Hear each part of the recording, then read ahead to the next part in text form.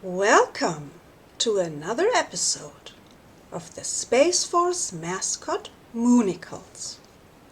Diary entry from 29th September 2020.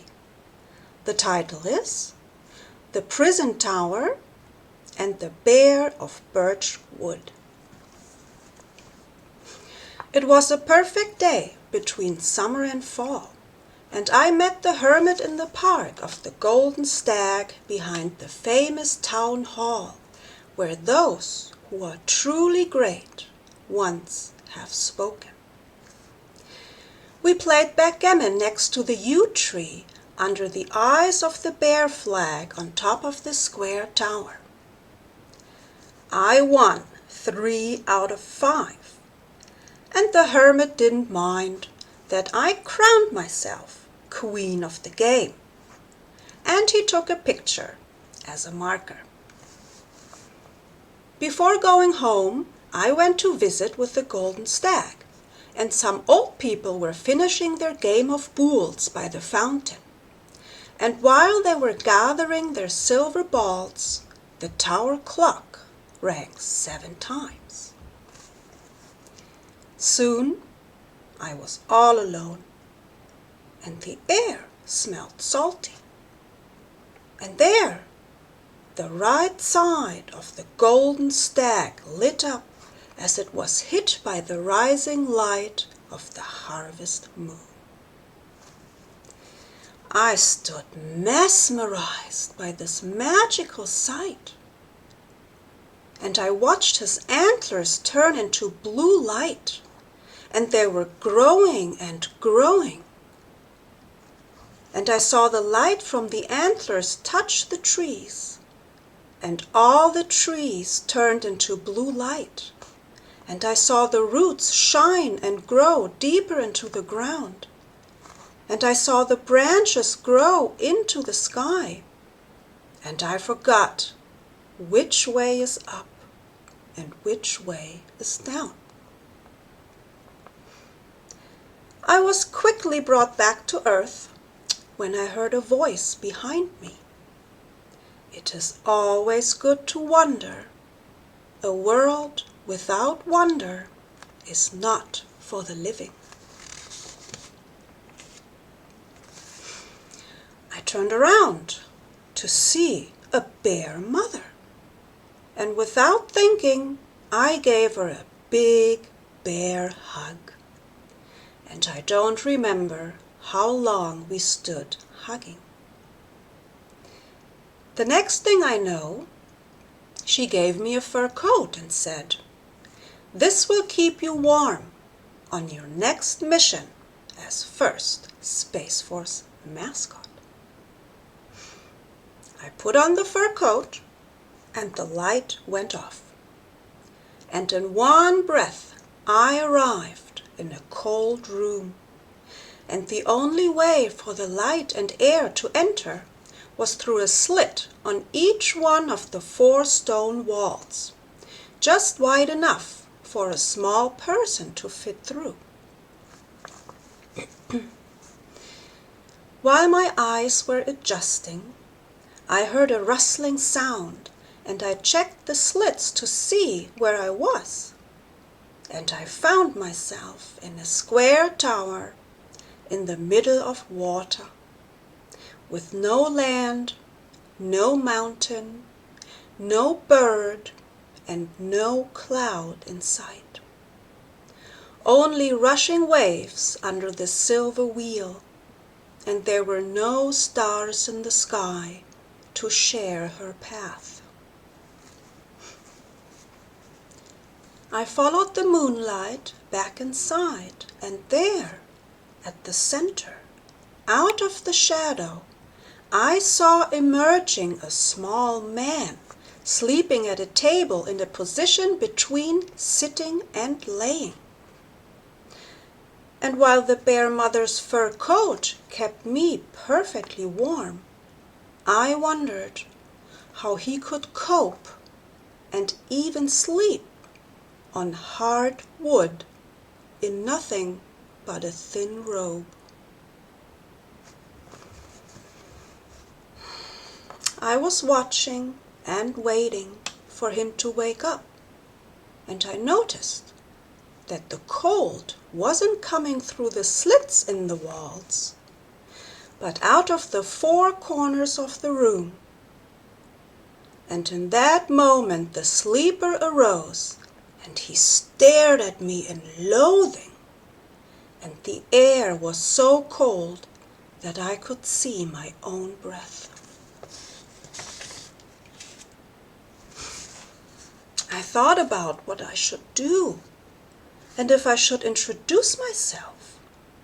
And facing the overall hostility in the atmosphere, I decided to use my new cover identity, Queen of the Game, in case name-calling came up. When the little man suddenly said, "I know who you are. You can't fool me."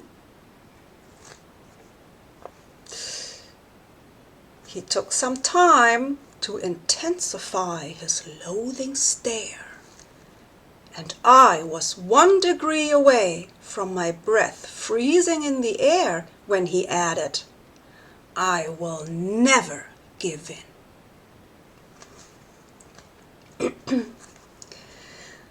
I waited for more information, but he didn't say anything after that. And I asked him, "Who do you think I am?"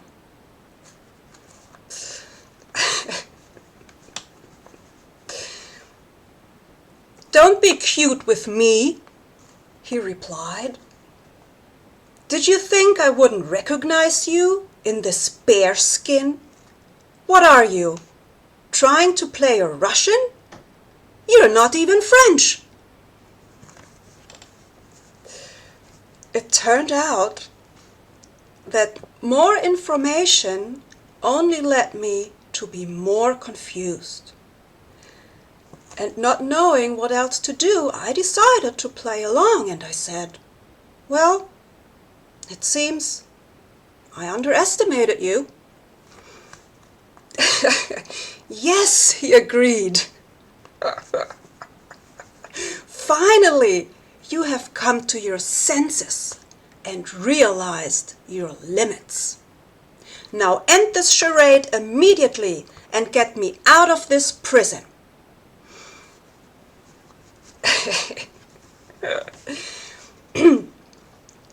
I walked over to the table and sat across from the prisoner, and, talking about limits, I said, "I can't do that." He disagreed and shouted, "Yes, you can!" And he got up and checked the slits, and then he checked them again and again. And with a frantic voice he asked, "Where's the ship?" And he checked the slits again and again. And then he said, very strongly, "You can't use magic tricks against me. Show me the ship, and keep in mind, I am the owner of the whole world."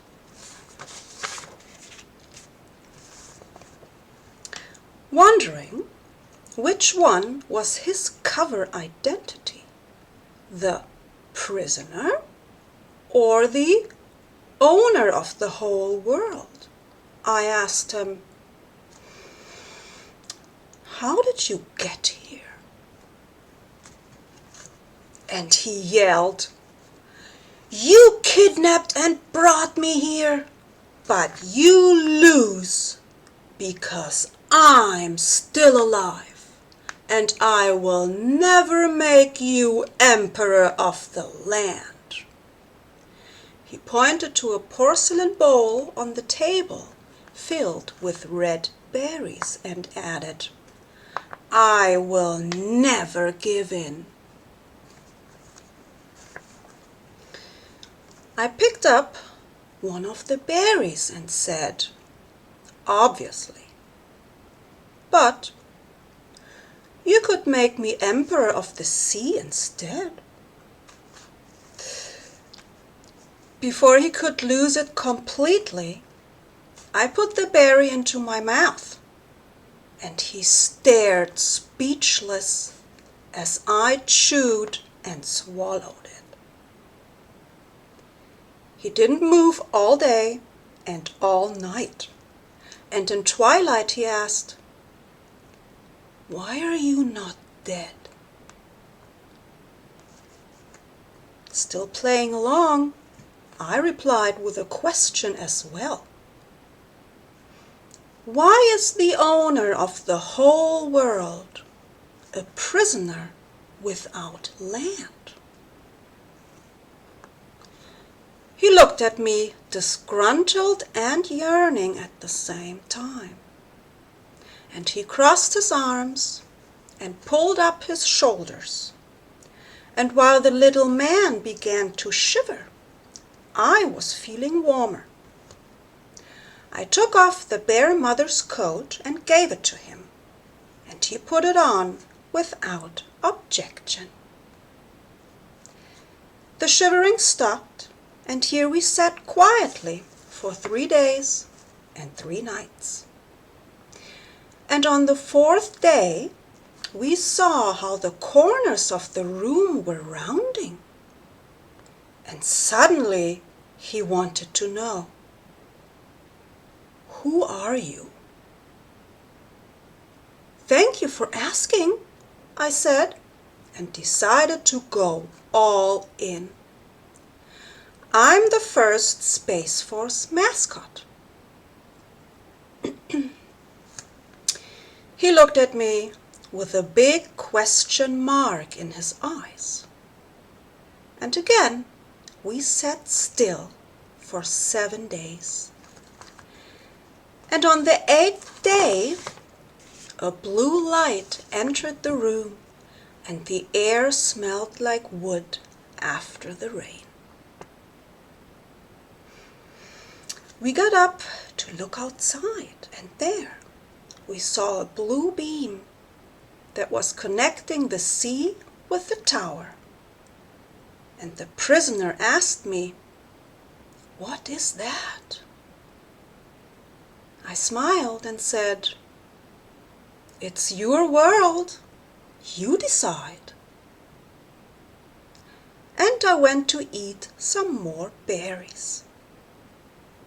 Again, he watched me not dying, and he turned around and took a step through the slit, and where his foot touched the light, it turned into a wooden step, and he took another step and another, leaving a wooden staircase behind him, and when his foot touched the water, the whole sea turned into a birch wood, and the air was filled with the song of birds.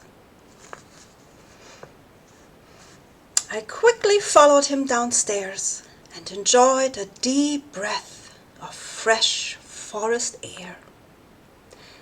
And the small man in the bear skin was rolling around in the grass, and he was cheering, "I'm out! I'm out!" And after all this time came the golden stag from the direction of the sun. The small man stopped rolling and stood mesmerized by this magical sight. And his mouth was wide open when the golden stag landed before us and said, "I am here to show you around." And he kneeled and bowed his head until his antlers touched the ground. I climbed up and waited for the small man to follow. After a moment of hesitation, he decided to work his way up, and from there he could see into his old cell, and he said, marveling, "Look at this tree house. It's perfect." Yes, it is, I agreed. And the stag said, everything you see is for you.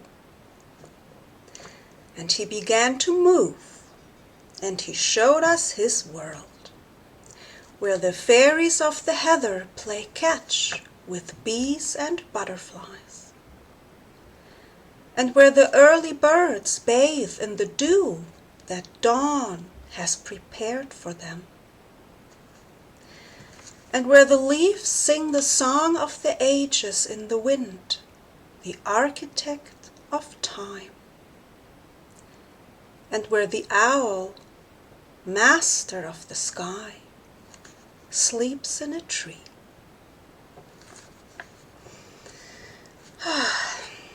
The little man saw all of it, and when we came to a creek, he saw himself on the surface of the water, and he lifted his arms and exclaimed, I am the bear of Birch wood. I clapped in delight and said, that's wonderful. And together we enjoyed the view over Birch wood all day and all night. And in twilight I asked him, where do you want to go from here now? And he got down from the high back of the golden stag, and he answered, nowhere. This is my world.